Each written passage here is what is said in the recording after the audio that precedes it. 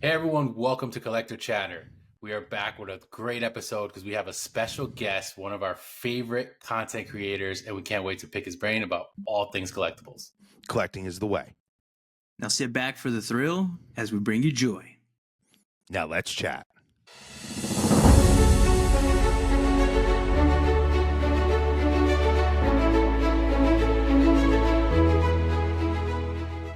Hey everyone, welcome to Collector Chatter. This is episode 115. I am Migs with Charlie and Trey as always, and this time we're here with CJ, aka Sidekick Inc. Welcome to Collector Chatter, CJ. What's going on? What's going on? How are you? Good. Excited. Nice.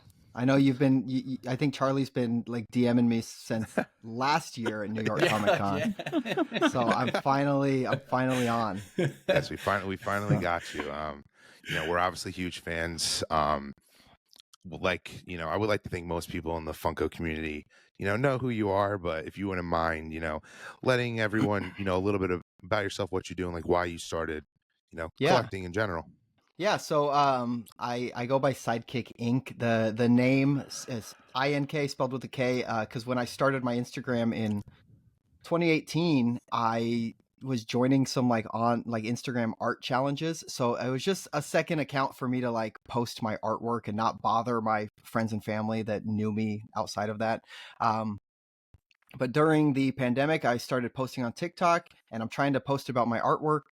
And people were more interested in the Funko Pops behind me. And they said, hey, can you show us your collection? So once I started posting about my collection, I realized, especially in the pandemic, when a lot of people were new to the hobby, it just exploded.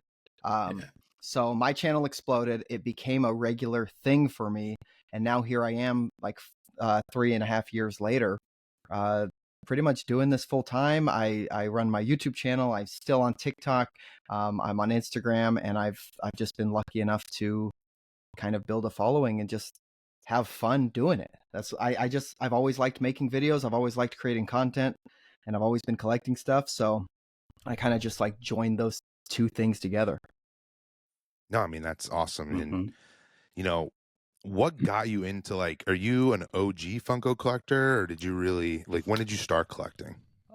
So I've been collecting like my whole life. It's funny. My dad and my mom have both been like eclectic collectors my whole life. My dad actually is into like vintage gas pumps and gas station signs, like the porcelain signs and Coke machines and stuff like that. He loves that stuff. But I mean, I had I remember when I was like 10, I had a playing card collection. My grandparents would come back from casinos and give me like playing cards from different places and stuff. I got into Funko Pops in 2015, and first I had seen them at like Target and stuff. Never really cared for them. Never really were on my radar. The first one that caught my eye was the dancing Groot in the little pot, and it's actually like right there. And I think what I liked about it was Guardians was hot at the moment. Like everybody liked little Groot, and he kind of breaks the mold of the Funko, like the bulky Funko Pop, the old style from before 2015. Yep. He's dancing in the pot. It's like a different sculpt, and I just thought it'd be cool on my desk. I just bought one to put it on my desk, and then next thing you know it, I think Hot Topic had that buy two get one free sale, and then I had 4. So that's how it starts. It's so funny because I feel like the Guardians of the Galaxy line got a lot of people into Funko. Like I've heard you're not the first person to tell me that, and that was probably I got like the original Star Wars ones because I'm a huge Star Wars fan, but then I feel like the Guardians even kind of got me like getting into it more and buying them, which is so interesting. Every time I've posted a video asking like, hey, what's your first Funko Pop? If I ask that on a video, the comments, so many people have been like, mine was also Groot. Like a lot of people got that same Groot. And I think 2015 and 2016 was a turning point for Funko, because that's when their sculpts started to change, because everything pre 2015 was that like stocky body, all look the same. So I feel like the first turning point was around 2015, 2016 because of the sculpts, and the second wave hit with the pandemic, with just people staying at home wanting a hobby, and I think they ramped up their retailer space, and then the pandemic ended, and now it's all still there. It's all still sitting there since 2021. But exactly, yeah, that's kind of like where a lot of us got. Well, Charlie's is an OG collector. I got in during the pandemic and started same thing. Let me get like a Batman pop, something small. Next thing you know, it's massive amounts of stuff. But I did want to ask you, what do you generally collect as far as like certain lines or things that you're like your biggest maybe collections that you have of Funko? It's changed. My initial collection, I know I said Groot was my first, but after my first like 3 or 4 pops, I started to try to do only Batman. So when I was real early in collecting in 2016, I think I maybe had 30 or 40 pops, and they were all either Batman, Joker, or Batgirl, pretty much exclusively. Then I got into Spider-Man. Those would probably be my top 2 Marvel heroes, or Marvel and DC would be Batman and Spider-Man. But now I've kind of downsized a lot, and I'm a big fan of Fantastic Plastic. I like Freddy. I like stuff that Funko has created, like originality stuff. And I like to just kind of like stuff like Batman and stuff like Spider-Man. I've kind of dialed back to just like 1 or 2 shelves worth. So, and just, I guess I'm just trying to focus on stuff that really makes me think of like, I don't need to collect an entire line or all of the Guardians of the Galaxy. I'm just kind of, stuff I like. Yeah. So, yeah, I don't know. I don't even know how to break it down. I think that the line I have the most of right now is probably Fantastic Plastic. Nice. Oh, that's pretty cool. Yeah, I have like 5 shelves of Fantastic Plastic.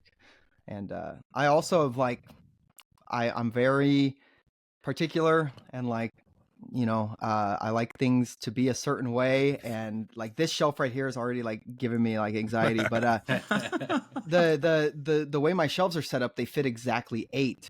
So if I don't have a set that has like, if there's a set that has 7 or 8, or if there's a character that I don't care for, I'm probably gonna just fill that shelf. Like I think it was Ninja Turtles. It was like 4 Turtles, Splinter, Shredder, April, Casey. So it filled up 8, and like I had it exactly like that. So like it's kind of like you could see the Bob's Burgers ones behind me taking up a whole shelf. So yeah.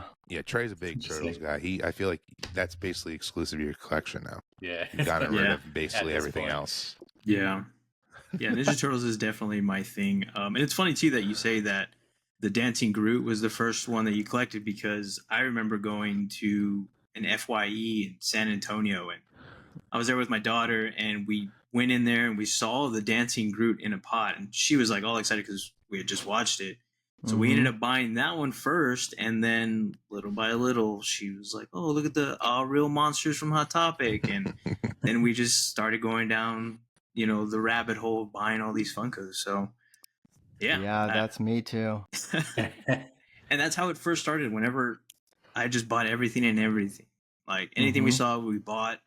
Now, like you said, you've kind of dialed down. I definitely dialed down a lot, because I have mostly Ninja Turtles, and that's pretty much all I kind of want to get. Unless there's like Freddy Funkos or like something that really intrigues me, but for the most part, anything Ninja Turtles, I'm all in for sure. Yeah, and I just want to clarify, a lot of people, especially in the past 2 years, are very vocal about downsizing their collections and kind of like bashing Funko. And that's not the reason I downsized. To be honest, I had never been a figure collector until Funko. Like Funko Pops were the first figure I collected. Everything else I had collected in as a kid was like I said, playing cards and like just kind of like eclectic stuff. So with Funko Pops being my first collectible, I just had a ton of them. I think at most I had like 800. But as I got more into the collectible world, and I found out other companies and like kind of like discovered like some Super 7 stuff that I liked, or now there's Thrilljoy, I'm just realizing I only have so much space. And if I want to collect other brands and other collectibles that I think are also cool, then I need to make some space somehow, so that I, can have a variety of collectibles instead of just one specific brand, I even made room to fit all those Blockbuster Rewinds because I friggin' loved them. Yeah, you were the Blockbuster Rewind guy. Which it's just so funny you bring up that line. I mean, What do you think of the future of Funko in terms of, I mean, obviously that line is probably dead. We know sodas is probably done. Do you think that they'll are really now just going to stick with their bread and butter with the pops? Obviously now they're bitty pops all over the place. Do you think they'll still dabble into some new lines, or those days are done? I was just talking to Tristan about this. It's so like we were talking about the new bitty pop accessories, and it feels like right now they're just pushing more like branches of pop. And like bitty pop itself is a branch of pop, but now they're branching off bitty pops. And like just to touch on bitty pop real quick, I wasn't a fan of bitty pop when they first came out. They're just small and they're not easy to display. But the pop towns and the pop rides of the biddies, I think saved them for me. I think the little rides and the little towns are cool. Now making accessories and keychains out of them, I think is cool. The way they did the big display shelves for them, I think is smart. So it just feels like everything is just an expansion of pop. And it sucks that stuff like soda and rewinds are being discontinued. But I think what killed sodas was removing piece count. And I think what never got rewind off the ground was lack of piece count, but also the design of the figure. I think if the rewinds looked, I think they're charming. I do, but a lot of people don't, and I can see why. They're also very small and lightweight. They don't stand up very well. I feel like if they were more like sodas and they had a piece count, rewinds could have taken off. I really do, because the packaging is so cool. Yeah, I agree. I think I'm the only member of Collector Chatter who liked those, but they remind me of Playmobil a little bit. The eyes, they look way too much like Playmobil. Yeah. But yeah, I feel like if those came out, piece counts would have been a whole. I feel they should have found a way to, they probably didn't want to pay for the aluminum cans anymore. It was costing them more money, more plastic. They should have found a better way to replace them with the sodas by having piece counts. But yeah, we know they just didn't like to do that. Removing the piece count on sodas, I think, was what, like I said, it's what killed sodas. Sodas were the second most popular line since pop. Gold wasn't that popular. Even if people like gold didn't do well. Dorbs was originally a vinyl sugar product that they acquired, but then they shut down because those weren't doing well. But the reason I was talking about this recently was because I was thinking about Brian's departure, but now with Mike Becker's departure. I know Mike wasn't like on design team or anything, but just being involved. Talking to Brian, I got to talk to him in New York and hearing how involved he is with design. And he talked about being involved with like Funko Gold and being involved with the rewinds and like being really involved. I don't know who they have there that's really on the innovation side. So I think that's why they're sticking with pop, because it works. But I hope somebody like in the art team or somebody who's worked there a long time is going to come in and start innovating or trying new things. But to touch on Thrilljoy, I think even though I think there's other collectibles that are more attractive than the picks, I think what Brian is doing is super cool. And the limited piece count is like, I think he knows what he's doing when it comes to the piece count and the low numbers too. Sorry, I feel like I just talked for like 5 minutes. But you're good. You're good. We rather you talk. That's why we have you on. We talk all the time. Yeah, that's all we do. But we're all on that same page because, like, even going back to sodas for a minute, like the three of us were hardcore soda collectors. I have bins and bins of sodas. Like you don't even. It was insane how much I was buying sodas, and it was the thrill of getting a chase, the fact that it was actually a low piece count, and once they started taking that number away, I maybe had 2 or 3 of the non-numbered ones. Like I was just like, no, I'm not buying these.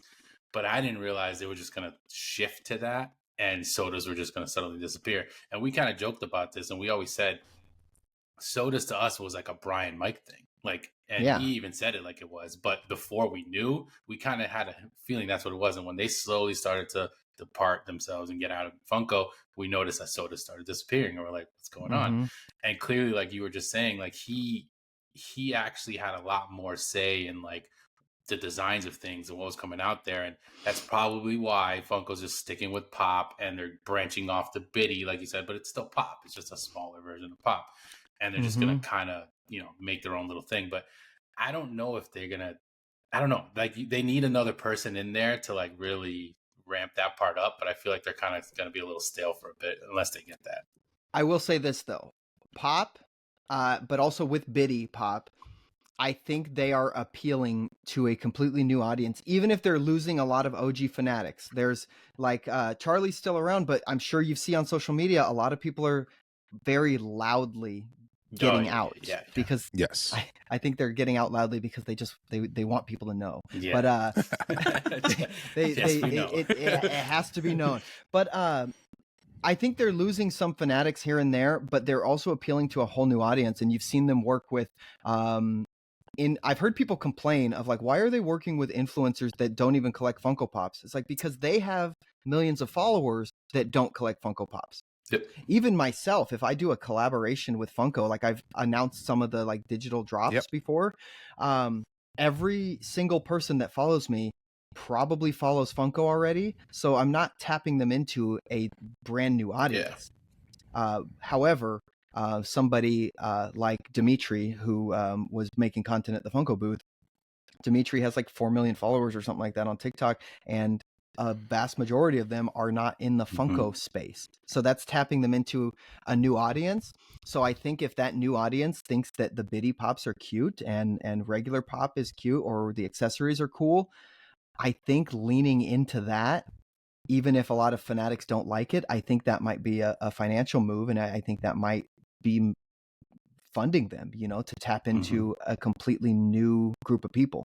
Totally, because I mean, I totally agree with you. That's why they're doing it, but I think they actually need to have I don't want to say I've been critical, but they need to have a fine balance. Like, I still think they need to have people like you and Tristan helping, because you actually are collectors, because collectors can see right through that this is just an advertisement that doesn't come across genuine. Like, I do think they picked a few influencers that may not, have been the best, but like you said, they have X amount of followers. Hey, if we can get X amount of people to buy our product, why not?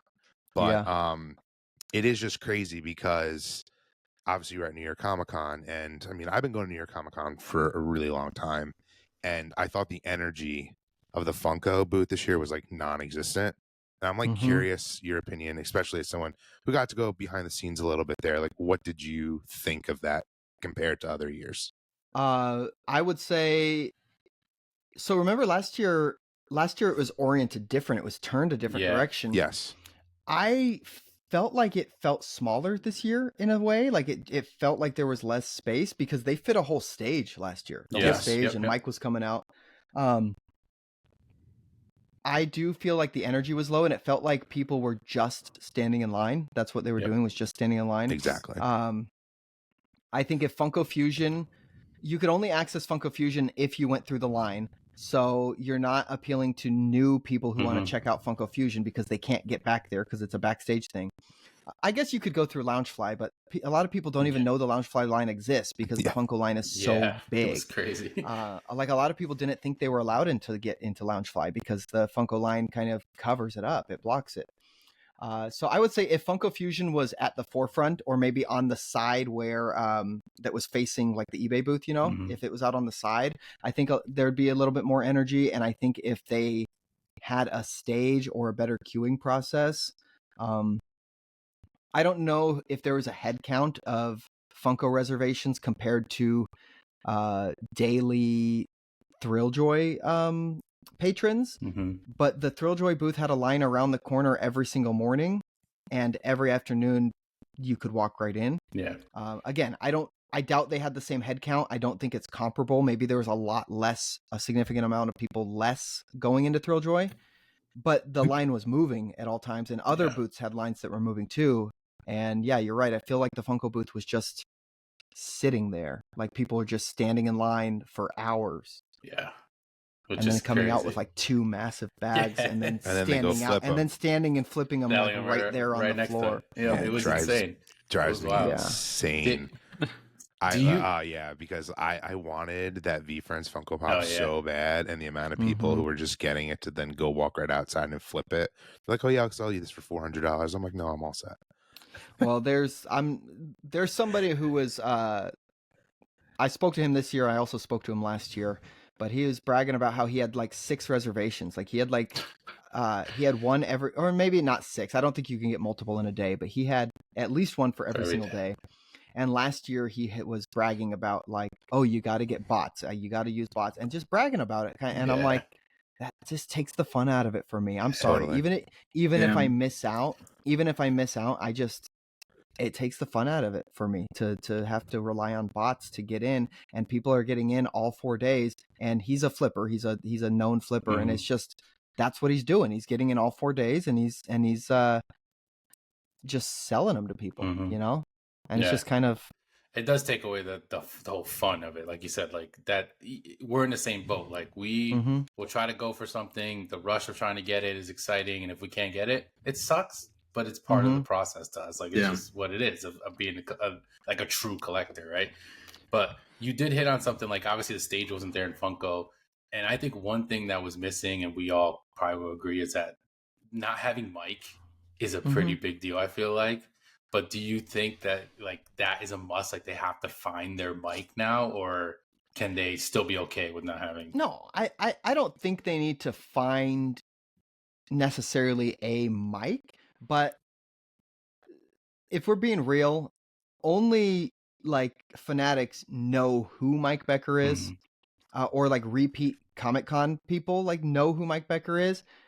But like Carissa, who is now with Thrilljoy, Carissa was coming out, and people caught on to who she was in like after one convention, and then like everybody knows who she is now.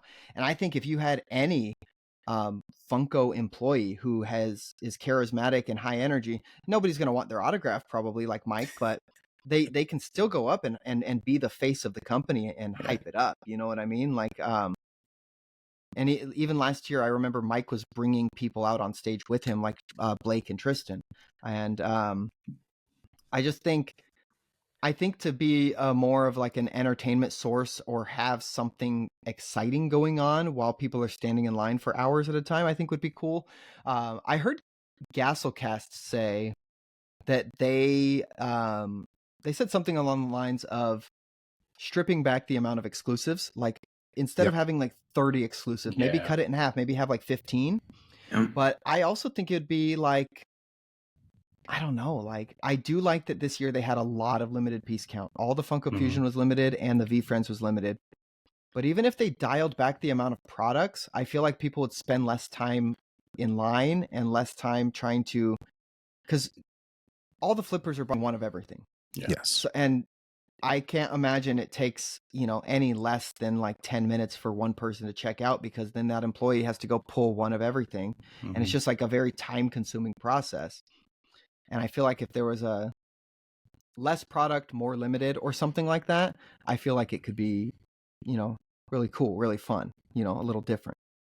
Yeah, I completely agree. They definitely need to do that. They've gone way too many over the years. This year they did, like you said, they dialed back a lot and the limited pieces were good. I mean, obviously you can't compare Funko to Mischief Toys, but like you bring up Castlecast, I mean, they've have a nice little small business going on. People love the hunt of their limited piece, figures, and Funko definitely weirdly could learn from some of the smaller collectible companies like that. I feel like when it comes to the con, I also understand how hard it is at their scale, though, right? Yes. They're so big that somebody said that Funko should get rid of their reservations, and I don't think they can do that. If you get rid of reservations and you have no way of determining who's been through the booth more than once, then those flippers are just going to get in line and just circle. True. They're just going to circle the line all day long. So unfortunately, I just think they're at a scale that I don't know if there's a better solution. But to at least have a stage or some entertainment or some games or something to mix things up, I do think would be cool. So, yeah, completely agree. Sorry, I'm like such a nerd about this stuff that I feel like I just this is amazing. Yeah. What also too, what are your thoughts about the Mondo stuff? Like they really don't put out, I guess, content for that, or maybe I've just overseen it, but like what are your thoughts on the Funko and Mondo? I wish Mondo had a bigger following, like especially on TikTok, because Alex, who runs that, makes some of the funniest but most engaging videos. Like Funko has has put out some good videos on TikTok, but a lot of them are cringy. It's not the same. I don't know. Everybody at the Mondo booth is like I think maybe the stakes are lower because less people know about them or they have less followers or whatever, so maybe they can be a little more loose. But yeah, like their content is funny, and they're a lot of people I've heard, like people who collect Funko Pops go and complain about Mondo for the figures being too expensive. I don't buy those high-end collectibles, but I understand why they're priced the way they are, because these are very high quality. These are not little vinyl mold like Funko Pops. These are very, very high quality collectibles, and I feel like Mondo has their core audience. I don't think they need to be as big as Funko, and I think they're doing all right. But I will say, I wish they had a bigger platform on social media, because they're really funny. Like, and they're a lot of fun at conventions too. I completely agree. Their content is really good, and people don't. If you're not in the collectible world, you don't realize how high quality their stuff is. I mean, I was even telling Trey, because obviously we said he's a huge Turtles fan. I'm like, dude, you have to get those New York Comic Con exclusive turtle figures from Mondo, and like we saw them in person. I mean, they're really good quality, but you don't really get that from an image if you're not part of that world. I feel like Mondo deserves, though, a bigger booth. Like their stuff is just so cool, and I feel like there's so much to see in there. I don't think Loungefly necessarily needs I don't think Loungefly needs the amount of space that Loungefly has. For the back, their backpacks and t-shirts is pretty much what they got. But I think if Mondo had a more like walk-in space, they had a walk-in booth this year, but you know what I mean? I feel like totally. if Mondo was doubled in size and Loungefly was scaled back, I do feel like that's a little bit more.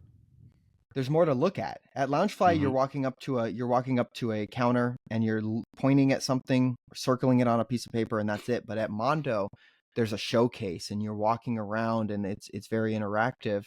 And I feel like they could have really kind of deserved... like Thrilljoy's booth in a sort of a way, like where you can yeah, actually... but I mean, but it was like a 10 by 10 tiny little claustrophobic. That I do know. and they had signings there too. They had like Jim Lee signing, I think, and they had other artists signing at their booth. And I was like, yeah, they're like tucked in the corner, and I was like, they deserve to be. Yeah. They deserve a bigger space, you know. It's crazy because before Funko bought Loungefly at New York Comic Con, they had like a tiny little booth that they never even really had a line. So it is interesting that, I like that you brought up that, you wish Mono had a bigger space. I mean, I don't feel like they all need to be, I mean, it's probably cheaper for them, but they all could have their own presence throughout the floor. They don't all need to be under the Funko umbrella, in my opinion. It could totally bring up more hype, because you said they probably earlier, pay for that whole corner, the square footage, and then they just divvy it up. They divvy it up in however they want. Because I think a lot of people are, frightened when they see that line, because as you said, they don't realize you can just go to the Loungefly part, or you can go to the Mondo. They just see that Funko and they're like, oh, nope, can't do anything. There was no Mondo last year, but you remember they had that little trick or treat booth. Yeah, you can go right up to the little window. And that even that was cool, because that was something that was interactive. But see, even that was exclusive to. That wasn't open to the public. You had to go through the Funko line and purchase, I want to say, the Insidious Pop. I think it was the Insidious, because that was one of the exclusives to Demon. the show. So you had to go purchase like a specific exclusive to get a ticket to be able to go through that, and it was not available to the public, or you couldn't win it any other way. The only way I got to go through was Mike Becker gave me a ticket, because when he would meet people, sometimes he'd give out protos and sometimes he'd give out tickets, and I was lucky enough for him to give me a ticket. But I didn't have a reservation, so I didn't get to go through it and buy one. And I know my buddy Brian also didn't have a reservation, and he didn't meet Mike Becker, so he didn't get to go through it all. Oh yeah, which stinks. Yeah, they got to fix that. Yeah, it was cool though. The little giveaways, Grails thing. That's another thing. Without Mike, I haven't seen a lot of proto giveaways. No. Yeah, or really giveaways in general. Yeah, they kind of boxes of fun either. There was no We'll see what Fright happens Night with box. Yeah, you're right. There was no heavy No metal event. Halloween. Yeah. Yeah, Which you can still buy, I think, anyways. Yeah.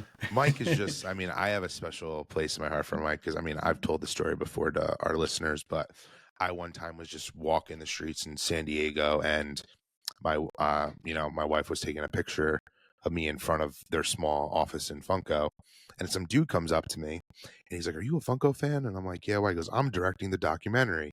Let me go knock on the Oh. door, and I'm coming here to meet Mike."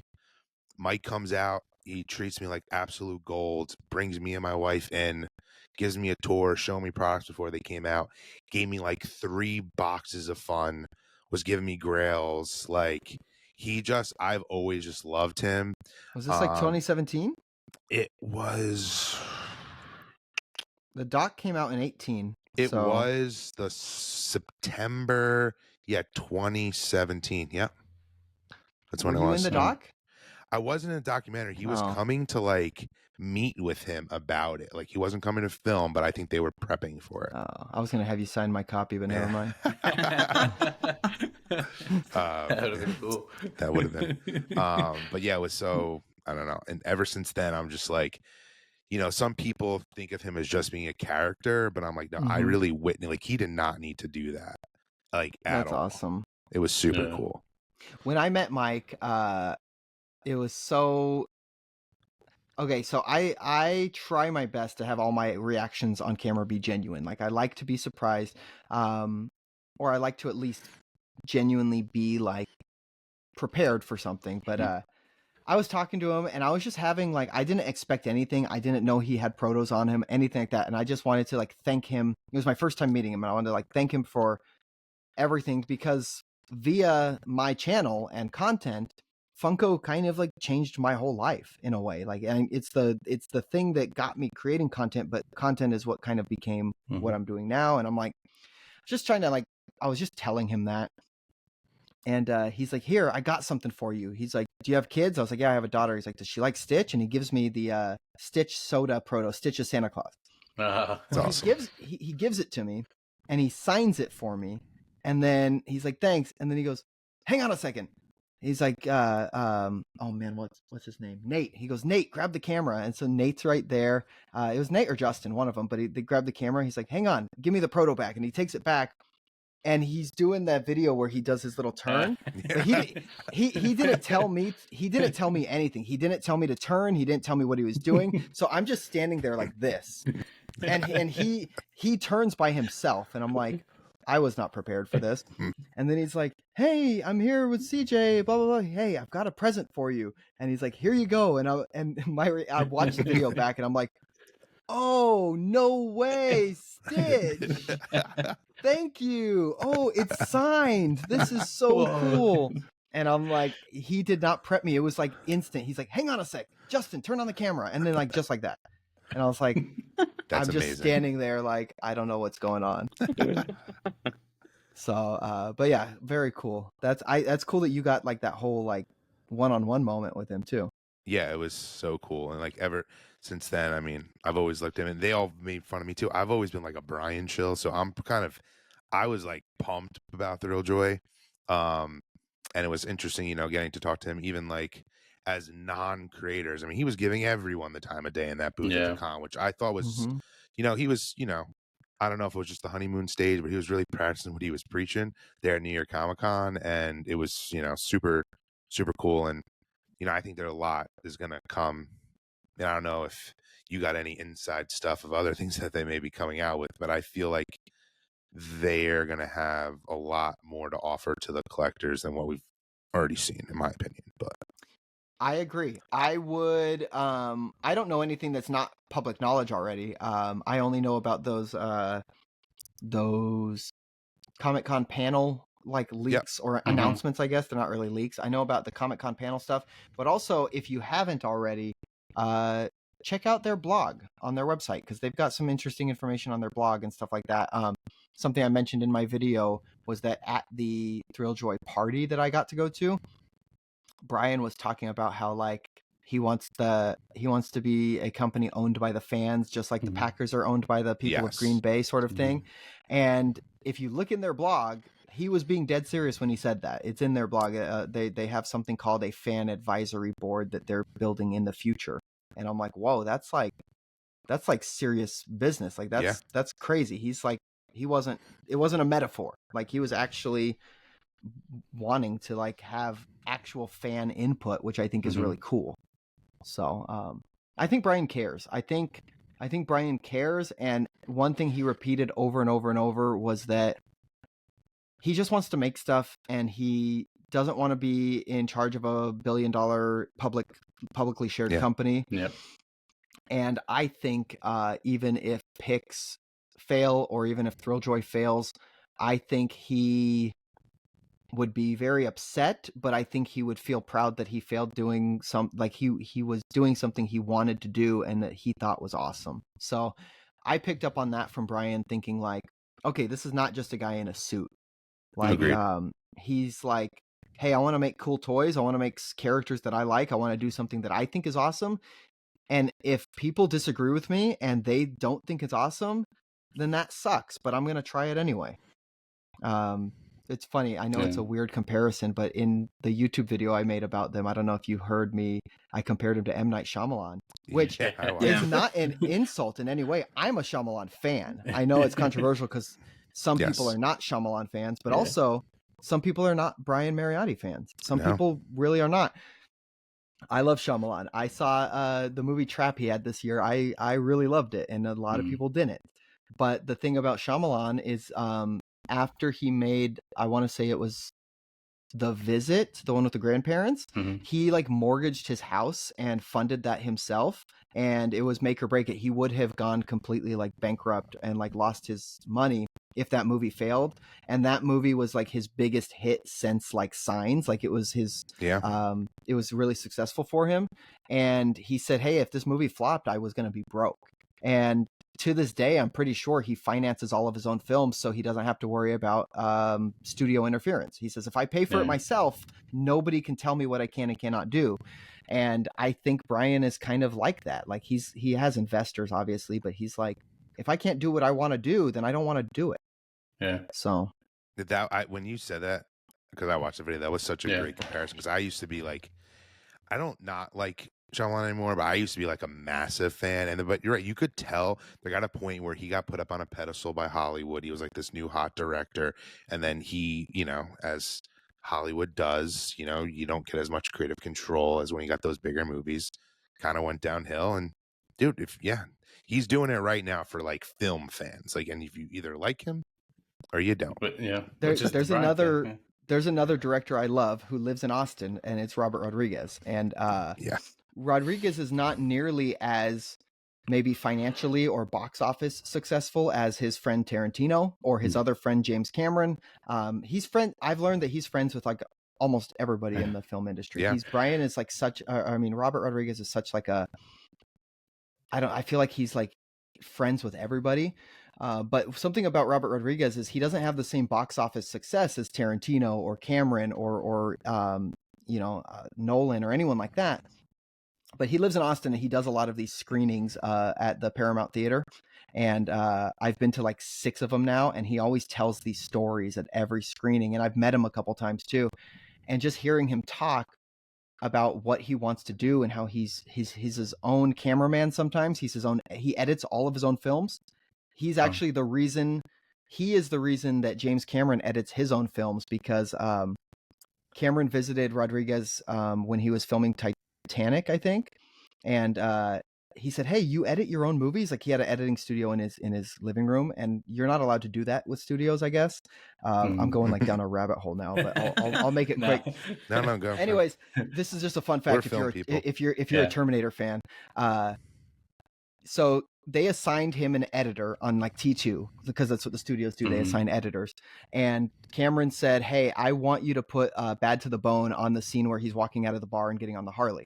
And the editor said, no, we're not going to do that. We're going to put score over it. We're going to have somebody score it. And he says, no, I want Bad to the Bone. And he said, no, we're not going to do that. I don't want to edit it like that. So apparently Cameron like broke into the editing room after hours and like made his own rough cut, put it on a floppy disk, and like pitched it to the studio the next week or something. Like he went behind their back, and they were like, "Oh, you were right. Like this actually works." So, anyways, when he found out that Rodriguez pushed back and edits his own films, James Cameron said he's going to do the same thing, and he edited Titanic. I think that was the first one he edited by himself. Sorry, that's just a random story that I'm telling. No, it's a good one. Let me get back on topic. No, Let me get back on topic. Yeah, we're film people. I work in TV, so we're good with this. The reason I brought up Rodriguez is because I was going to say also is like he might not be as have the same success as these other directors in the box office, but when you hear him talk about movies he's made and you see the decisions he's made and you see the actors that he continues to work with, he's just out there doing what he thinks is cool. Like he's doing what he thinks is awesome. And he made like all those kids movies. He's made so many Spy Kids movies, and he works with his own kids too. Like his son Racer like helped write one of those like Netflix straight to Netflix Spy Kids movies. And it's like, I don't know. I know we're talking about Brian Mariotti, but I'm like a film guy too. So I'm thinking of directors, and I'm like, when directors say like screw the studio and screw the money, I want to just make something I like. I really respect that, even if it doesn't. You know what I mean? Sometimes the movies just have a little bit more heart, and you can just feel the passion on the screen, and that's what I think is awesome about film and about collectibles. Apparently, you know what I mean? No, I completely agree, because I think I said this on one of our episodes that when Thrilljoy first was announced, these two were on board right away, and I was kind of like, I don't know, it just seems weird, whatever. And literally watching interviews with Brian beforehand when he was kind of first talking about it, and then going to that panel and seeing the booth and all that kind of stuff, it completely flipped me. Like I started loving Thrilljoy so much more because you saw the passion that he had, and it was like, no, this is legit. Like this is going to be something that he is thinking about us. And a lot of times you can't get that from a CEO or someone who's like so high up. They're not really thinking about you. They're thinking about their pockets. And like he definitely is like one of us. Like he's a big, collector and at heart, really. And that flipped me completely. So it's so funny you said that, because I was like, yeah, I'm one of those people. Oh, I'm in the same boat. I was skeptical. I was skeptical before New York big time. The Gasolcast interview he did, I watched that. That gave me a lot of hope. But then seeing him in person, that's what sold me also, was that I was skeptical for sure, man. Like I was reading all the comment sections, and I was like, the people who are hating are like Funko loyalists, and they're hating it just to hate it. But the people that were on board before a single product was announced, those people just wanted to be the first one to be seen in the comment section. That's there was not a single product announced, and people are already commenting like, this is the best thing ever to happen. And I was like, yeah, that's a little much. Yeah, I was like, you haven't even seen, like, it was like that teaser of Blue, and they didn't show the size, they didn't show the box, they didn't show the package, they just showed the mascot. And I'm like, you don't even know who that is. It's just a mascot. And you're like hyping it up like it's the coolest thing you've ever seen, and you don't even know what it is. You just you just recognize that the account has like less than 2,000 followers, and if you comment, they'll probably see it. And that's what you're doing, is you want them to be like, hey, maybe you could be like our Top Pops. Yeah. Yeah. So I don't know. So it is crazy though. I mean, like Thrilljoy obviously exploded onto the scene at New York Comic Con, but personally, I will say, as the few weeks have gone by, they haven't not had some of their issues, in my opinion. And I am curious what your opinion is on, like, one thing that's really been bothering me that I don't feel like a lot of content creators have talked about, but it's in comments all over social media, is how they told everyone if you ordered online, you would get the exact same box with the New York sticker on it. And the images are still to this day on their website, and no one's getting those. And then they're acting like that was never the thing, and it's special if you get it. Like, I'm curious, like, what your opinion is on that, because I don't think they've handled that. Yeah, I don't think they've handled that well. And I don't even, we joke, we're not like sticker, we don't care. But I think the fact that they are acting like that isn't what they marketed or promised people, and now it's something special, I think it's wrong, and it's put a little bit of a sour taste in my mouth. I'll say this. I think, let's see, they had apparel and they had picks, but all overall, I think they had like, I don't even know how many licenses I feel like they had like 20 picks to choose from, right? Like they had like so a lot. And each picks varies between 3,000 and 6,000. So they had like 100,000 products, right, to bring to New York Comic Con. If every single one of those was not everyone was a con exclusive, right? Only some. No, well, according to them, and if you were to, like I said, to go on their website right now, and you order them, they all show in their image that New York Comic Con sticker. So yeah, I said this from even my original video. I think it might have been too many licenses and too many products to start with right off the bat. Like if they had 10 characters to choose from, that'd be totally cool. But they had like 20. And it was a lot. But I think the sticker might be they might have had every intention of selling out, and they just didn't. And that now they have to sell it.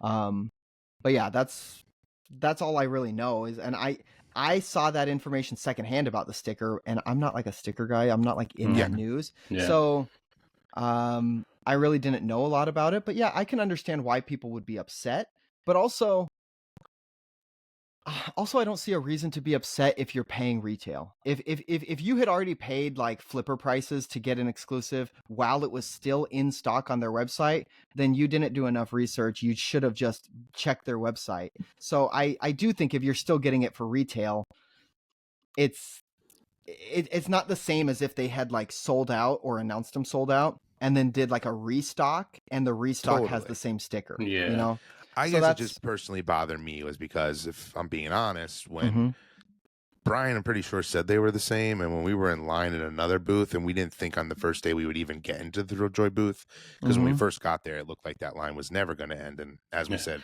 later on in the afternoon, you could go in. I ordered them online because I'm like, I don't need to lug them home. It's exactly the same product.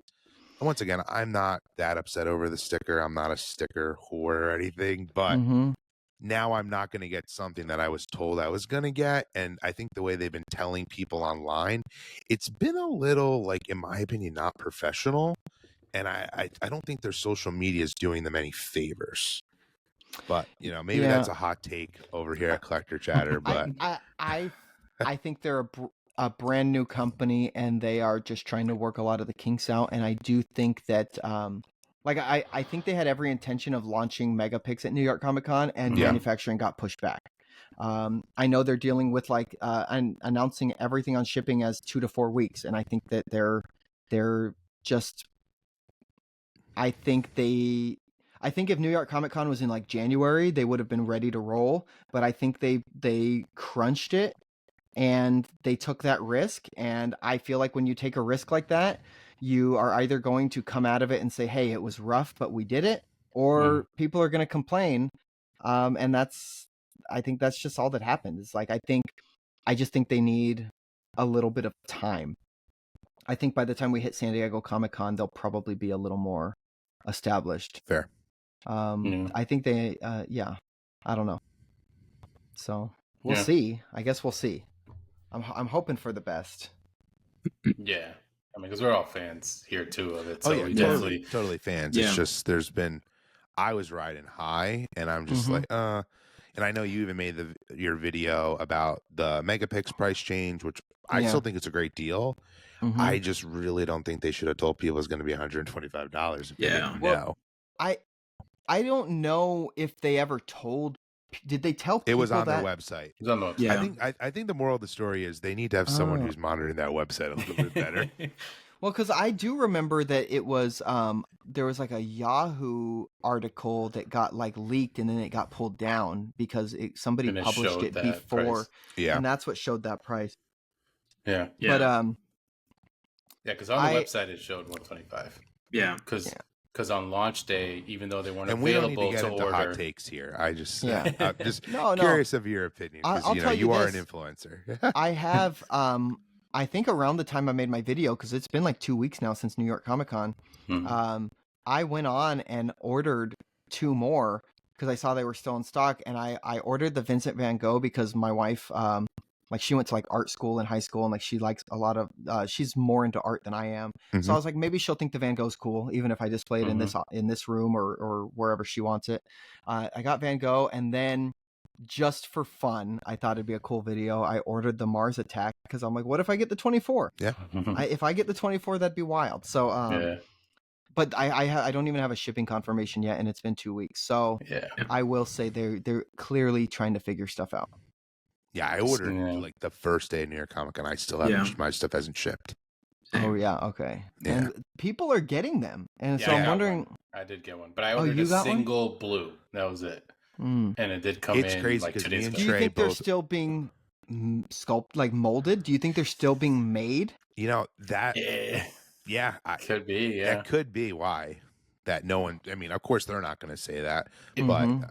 that's what one thing we were thinking, and they just didn't have the supply. yeah. I will defend the design though, because I got comments. People misunderstood my video when I disassembled them. Yeah. I was That was like, a great- these that are was a great not video. supposed to be taken apart. Yeah, But people no. are like, oh, I can't believe the feet are glued to the base. That's awful. I can't believe there's a big gaping hole in the back of the head for the screw. And I'm like, you can't see the hole from the front of the No. no matter which angle you display it from. You can't see that. It's the same design techniques they use, actually an improved design versus like the comic covers, because the comic covers used to have their feet come off all the time. Yeah.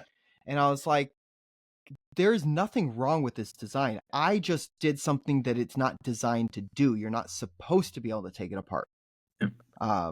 Like that's just the fact of it. I took apart my diecast pops, which are like, you're not supposed to take them apart, but I like to do that kind of stuff. And if I film it, people are going to be like, I don't do it just to film it, but that's what I do. I like to just kind of meddle with stuff.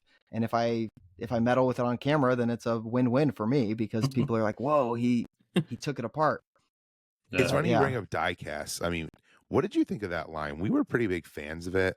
We always think the price point is maybe what hurt that line, but did you watch my price comparison video? Yeah, I did.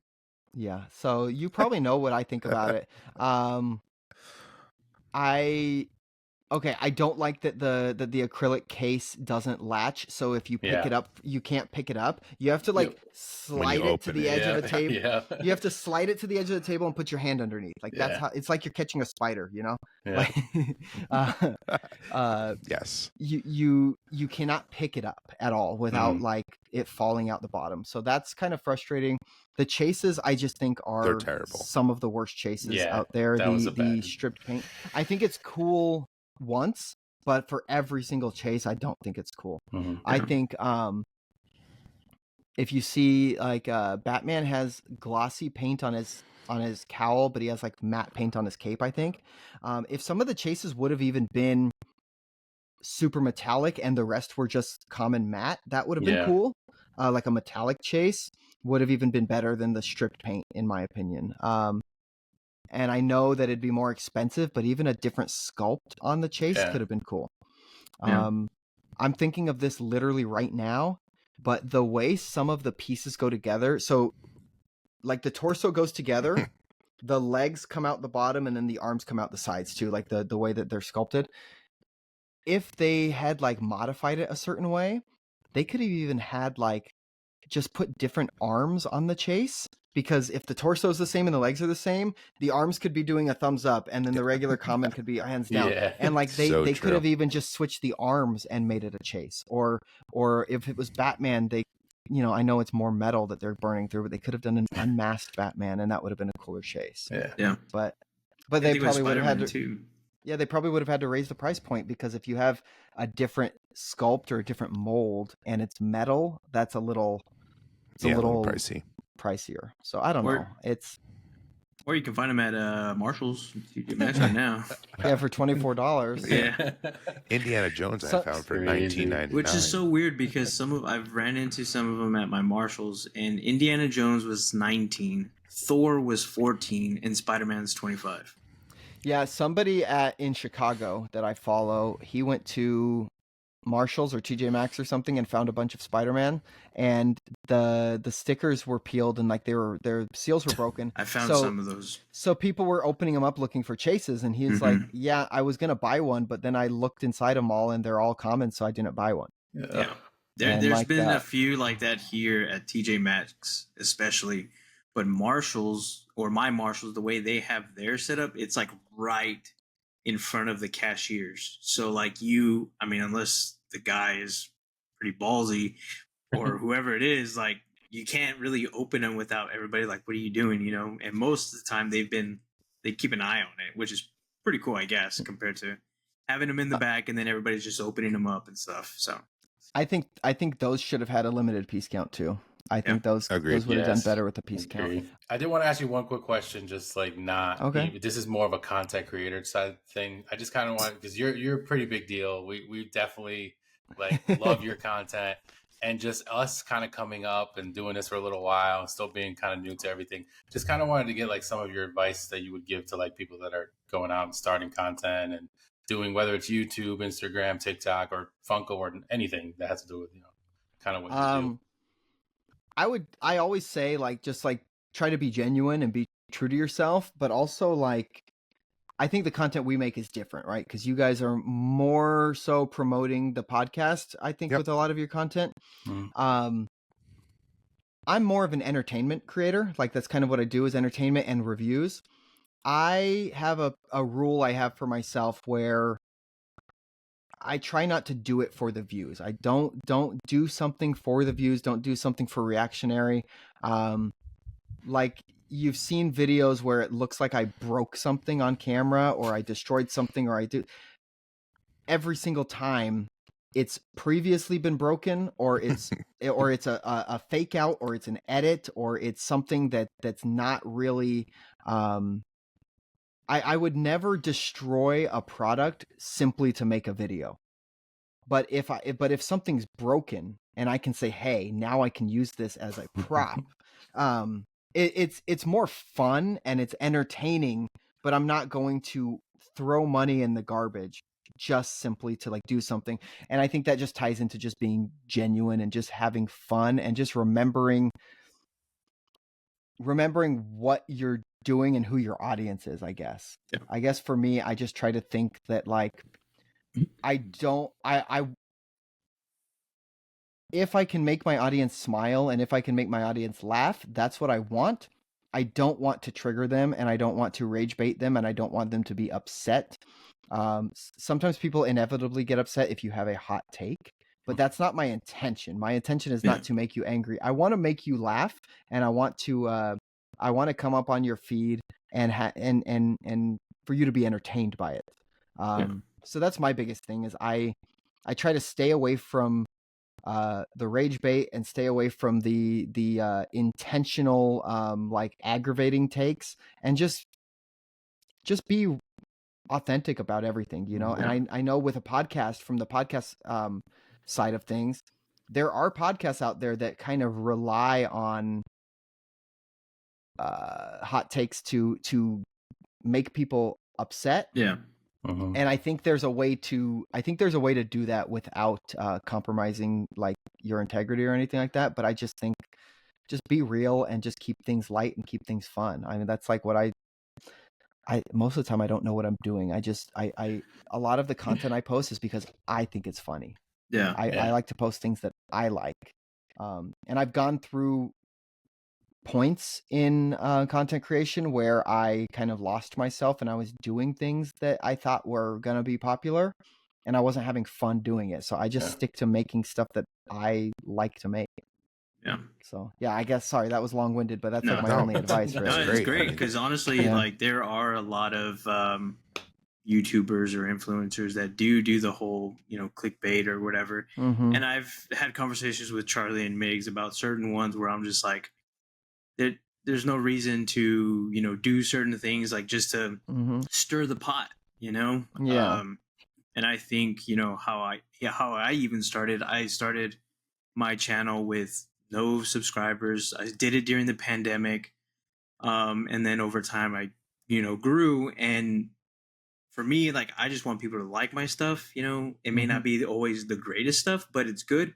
And then over time I've come to find out, like, I've had a viewer, tell me, hey, I'm going through, chemo treatments and I'm watching your content and it makes me, go through this. Like, it helps me, and I'm like, I would have never thought that was the case, and I think being genuine is also like a great thing. 'Cause again, there's not a lot of people. And watching your stuff and even the stuff that you promote, where like you talk about Encore, and I've heard you say it a few times, where like you're like, I'm not really worried about the reselling. I'd rather give it to somebody.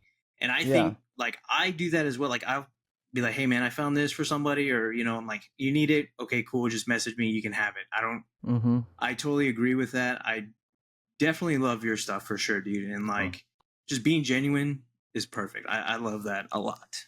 I appreciate that, man. Yeah, and with Encore too, like I decided to start running some giveaways for. So if I buy a mystery box, like those $25 mystery boxes they had, and all of the stuff that comes in it are like $7 commons, you know what I mean? Like I'm not going to get my money back trying to sell those. So I'm like, I'll give one or two away. I can't give them all away. I'm not just going to waste money, but I know if I spent $25 on a box and I unboxed it on YouTube and like, you know what I mean? Like it's not that big of a deal for me. I don't know. Okay. Yeah, I was making sure my camera was still working. No, yeah, yeah. But yeah, not to say what both of them said, but we really do appreciate how genuine you are in the community. I don't think there's many left like you, if I'm being completely transparent and honest, and it's why I think people come. I can give you some dirt on top. I'm just kidding. I'm just joking. Let's give us the dirt. No, but in all seriousness, it's just like that's why I've always wanted to have you on the podcast. I mean, we're just a small podcast, but I look forward to your content, and you said it perfectly. You can tell you're having fun, and you're doing it to like. You're right. You are, at the end of the day, an entertainer. You're not just someone on here trying to sling stuff about Funko Pop to get views, to make money, to have flipped product. So, for our listeners who don't know Sidekick Inc., which I'm sure you do, that is Ink like with one a thing K. that's amazing. With the K. Ink with a K. Ink with a K. People will tag me in comments and spell it with a C, and I'm like, it's right. You're on my profile. It's right there. It's like right in front of you, and you're spelling it wrong right there. But it's whatever. So cool. Yeah. No, we appreciate you being on. I mean, this is great. I'm glad that we were able to just kind of chop it up with you and kind of pick your brain on a few things. Obviously, we're fans of similar things when it comes to Funko and Thrilljoy and that kind of stuff. But yeah, we really appreciate it. Charlie likes to usually let everybody know kind of where to follow us and everything. So you kind of give before we do your that, stuff. I actually have one more thing I want to ask. Okay. What is your opinion? Because obviously you mentioned earlier in the episode that you have promoted this for Funko before. What they're doing with the NFTs. Oh yeah, I don't have a strong opinion on them. If I'm being honest, I do think it's cool. I think the fact that even if they don't sell out, they're only manufacturing what sells. So I do think that is like a saving grace for it, is that nothing's sitting on shelf, or if it's the way it's supposed to be. Nothing's going to discount stores, nothing's sitting on shelves, nothing's being in a landfill, because they're only making what people redeem. I think it's cool. Not all of the designs on the sets have been hits for me. Like the Alien set was amazing, but like even this Batman villain one, a lot of people like it. I think it's all right. I even think the Batman suit, like the Star Wars having deluxe, and the other Batman suit ones having deluxe. Yeah. I mean, I do think it's cool, but I think one of the biggest mistakes they made was when they started releasing like common retail store Power Rangers pops that had similar sculpts to the NFT Power Rangers. But yeah, I don't have strong opinions on it. I do think it's fun, and it's a fun way to release sculpts that. So I see a lot in comment sections when people are like, "Oh, nobody asked for this. We don't want these." But if it's a really, really good sculpt, people say, "Oh, I hate that it's being hidden behind the NFT paywall." Yeah. So I'm like, if it's not a great sculpt, but maybe it's a little more niche, then they're not overproducing them, because only people who redeem them are going to get them. So I'm like, I think that's kind of better for it to be that way. People, like, you know what I mean? Like, if it's a great sculpt and everybody wants it, people are complaining that they have to buy NFTs. But if it's not a good sculpt, people are like, well, I don't want this. And it's like, You can't There's win. always someone out there. Yeah. But like those Stranger Things ones that just came out, like Victor Creel, which is played by the same actor as Freddy Krueger. Yep. But like, yeah, if you're a hardcore Stranger Things fan, you might want that. But let's just say only 20% of people actually want it. The only people who are going to get it are the people redeeming it. So if Funko only ships out like 800 of those, at least they're not winding up at Target and Ross. You know what I mean? Like at least they're only making 800 and they're not making 10,000 of them. So I mean, it's not. I don't know. I feel like it's such a controversial topic, and people want to complain regardless. But just if you don't like them, nobody's forcing you to buy them. Exactly. And even if you love them, they can find them on aftermarket. Yeah. Are they still only doing what's redeemable? Like they're not making the other ones? Because I know it was a hot take, a year ago with the Ninja Turtles showing up at Buckeye. Like I know that was how the it's thing. supposed to be. Yeah. That's why I said that's how it's supposed to be. Yeah, because the Ninja Turtle one haunts me to this day, but it is what it is. Now, I just thought this just crossed my mind. If they burn the packs and the cards never got redeemed, then I don't think they make them. But what if, let's say it's a 2,000 piece, right? Let's say it's a limited 2,000 piece. Let's say all 2,000 of those cards get pulled in the packs because it's a sellout pack. They all get pulled. If only 1,800 people actually redeem it, what if they've already got the ball rolling on manufacturing 2,000 of them? Because if the packs are burned, I don't think they're making the physicals. But if 2,000 people pulled a card and they got the card in their drop account, they might start producing all 2,000. But if I know people who it gets to redemption week and they forgot. So if people maybe this happened with Ninja Turtles. This is just a theory, but if 200 people forgot to redeem their turtles on redemption week, maybe those still got made, and maybe that's why they went to Buckeye. I don't know. Yeah, that's true. Don't forget redemption day then. I don't know. Don't forget. But maybe we'll never know. I don't know. I know Jersey George, he DM'd me. He saw me post about my Fantastic Plastic redeemable. He's like, I missed redemption week. He lost all of them. Oh no. That's terrible. So I'm at least happy the NFTs are utilizing Franny though, and in the new Batmans, at least we're getting our first Franny IP. Finally. I mean, that's a whole story for another podcast, but they have totally underutilized her, in my opinion. I hope they do moving forward. I mean, how do you like Proto? Do you like Proto? I don't mind Proto. Like I wouldn't care if we didn't have him, but I don't mind having him, if that makes sense. The only Proto I have is holding a Blockbuster VHS. It's like, I think it was like one of the first Protos. So I think they haven't utilized him well either.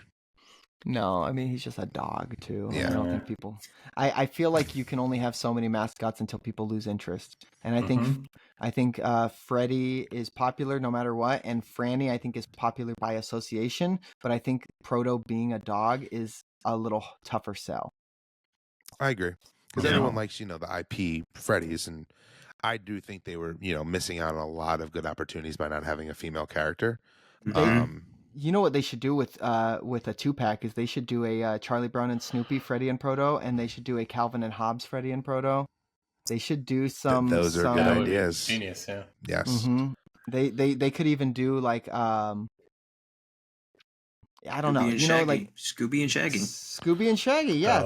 They could do, because they've already done a Shaggy Freddy. I have the flocked one. But they haven't done a Proto Scooby. Licensors might not like that though, because it's a dog that looks like a different dog. And licensors might be holding them up on licensing Proto. So that's another thing. So like I can tell you one thing. I got to speak to Jason Bischoff, the head of licensing, and I was picking his brain, and I said, "Hey man, I'm just a nerd about this stuff. I just have so many questions."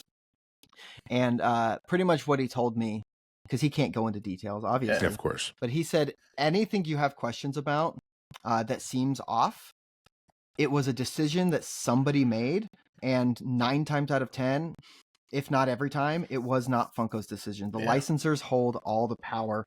The licensors are telling them what to name it, what to like I even asked him about that Michael Myers mask thing, and he said, Oh yeah, that's licensor approved. And it's just crazy. It's he didn't give me any details, so I don't know how that came to be, but I gave him my theories, and he told me each one of my theories was wrong. So something happened. Something crazy happened with that. But yeah, licensors kind of hold all the power when it comes to what IP can be done, and I think that's what's holding them up on Proto, and might have been what was holding them up on Franny this whole time. Yeah. So cool. No, I mean, Interesting. I feel like that's a good way to end this episode. Yeah. So as always, everyone, you obviously, if you're listening on podcast platforms, thank you so much. But you want to head over to YouTube so you can see all of our pretty faces. And when you get here, obviously, if you could please like this video, shoot us down a comment. We answer every comment anyone ever, shoots us. So please, please, please, and share this video, hit the notification bell so you know when new videos come out. And obviously, you can find us at Collector Chatter, that at Collector_Charlie, at STX_Collectibles, at Pop_Migs. And CJ, let everyone know where they can find you. At Sidekick Inc. with a K. Don't forget that K. Yes. Once again, thank you so much for coming Awesome. on, CJ. We really, really appreciate it. And everyone, until the next episode, collecting is the way. Later. Cool. Peace. Later.